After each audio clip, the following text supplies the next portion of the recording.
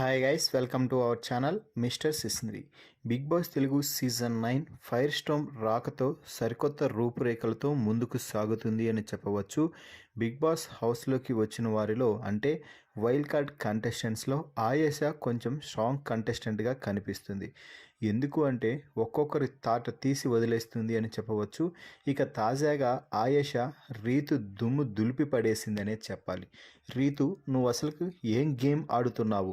వచ్చినప్పటి నుంచి ఏదో పులిహోర కలపడం, కన్నీళ్లు పెట్టుకోవడం, ఇదే గేమ్. మళ్ళీ ఏదైనా కూడా ఒక టాస్క్ జరిగిందంటే చాలు, ఎక్కడో ఒక దగ్గర ఎవరో ఒకరి దగ్గరికి వెళ్ళి ప్రాకులాడుతూ ఉంటావు. నన్ను గెలిపించండి, నాకు సహాయం చేయండి, ఇవే మాటలు. ముఖ్యంగా ఎవరైనా క్యాప్టెన్ అయితే చాలు, నామినేషన్స్ జరగక ముందే వెళ్ళి వారితో మాటలు మాట్లాడుకుంటూ ఉంటావు. మీరు నన్ను సేవ్ చేయండి. ఎవరైనా క్లోజ్గా ఉండే వారిని అడగాలి, కానీ ఎవరి క్యాప్టెన్ అయితే వారి దగ్గరికి వెళ్ళడం, నీకు పవర్స్ వస్తే నన్ను సేవ్ చేయమని అనడం. నామినేషన్స్ అంటే ఎందుకు నీకు అంత భయం? నీ గేమ్ మీద నీకు అంత ఆసక్తి, అంత ఇంట్రెస్ట్ ఉంటే నువ్వు గేమ్ బాగా ఆడాలి. అప్పుడు నీకు ఆటోమేటిక్గా ఓట్లు అయితే పడతాయి, ఆడియన్స్ మద్దతు లభిస్తుంది. అలా కాకుండా ఈ ఇంట్లో ఉండాలని ఎందుకు ట్రై చేస్తున్నావు? మరొకటి, పులిహార యాంగిల్. కేవలం నీ ఆట మాత్రమే నువ్వు ఆడుకుంటూ పక్కవారి ఆటని నువ్వు దుమ్ములో కలిపివేసేలా చేస్తున్నావు. ధీమాన్ పవన్ ఫిజికల్గా గేమ్ బాగా ఆడతాడు, కానీ ఆ అబ్బాయిని కూడా కన్ఫ్యూజన్ మోడ్లోకి పడేస్తున్నావు నీ ఆటతో, నీ చేష్టలతో. దీంతో డెమాన్ ఆట ఎప్పుడో గంగపాలైపోయింది.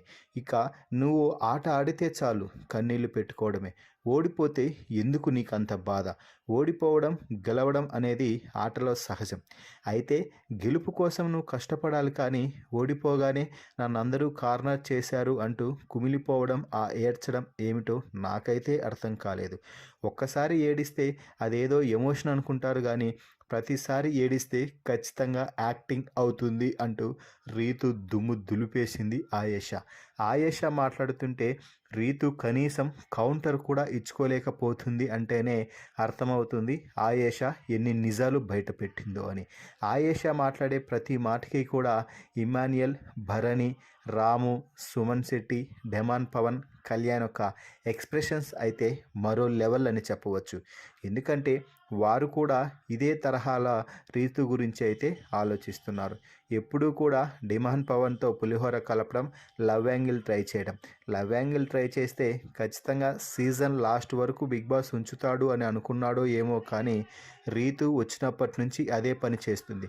దీంతో ఈరోజు ఆ బండారాన్ని మొత్తం బయట పెట్టేసింది ఆయేషా. నేను గేమ్ మొత్తం చూశాను, నువ్వు కావాలనే చేస్తున్నట్టుంది.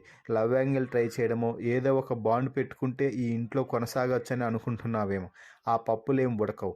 ఇక నేను వచ్చాను కదా, నీ సంగతి చెప్తాను, నీ పని పడతాను అంటూ ఆయేషా అయితే రీతుతో గొడవ పడింది. ఈ గొడవ దాదాపుగా 2 గంటల పాటు జరిగిందని చెప్పవచ్చు. మరి ఆయేషా, రీతు మధ్య జరిగిన ఈ గొడవలో ఎవరు కరెక్ట్, ఎవరు తప్పు అని మీరు భావిస్తున్నారో వారి పేరుని కామెంట్స్ రూపంలో తెలపండి. అలాగే మరిన్ని బిగ్ బాస్ లైవ్ అప్డేట్స్ కోసం మన ఛానల్ని చూస్తూ ఉండండి. Please subscribe our YouTube channel mister సిస్నరీ.